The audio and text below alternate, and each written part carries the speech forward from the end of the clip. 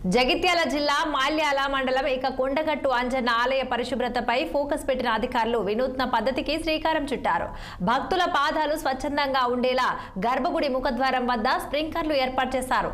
EO Srikantha Rao కొత్త తరహా ఆలోచనకు భక్తులు పరామర్శలు కురిపిస్తున్నారు.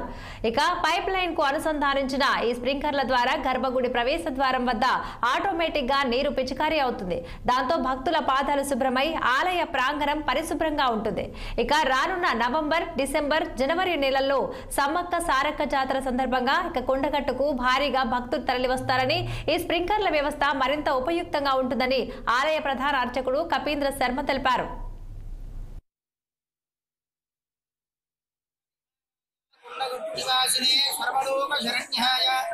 ఆంజనేయాయ మంగళం. సర్వే జనా సుఖినో భవంతు. ప్రముఖ పుణ్యక్షేత్రం కొండగట్టు ఆంజనేయ స్వామి బాగానే ఉంది. పోయిన గత వారం కంటే ఈ వారం కూడా ఎక్కువగా ఉంది.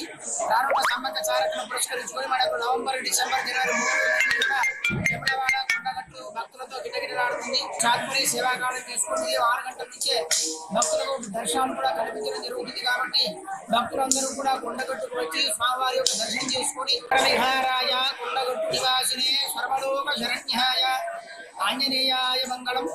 సర్వే జనా సుఖినో భవంతు. ప్రముఖ పుణ్యక్షేత్రం కొండగట్టు ఆంజనేయ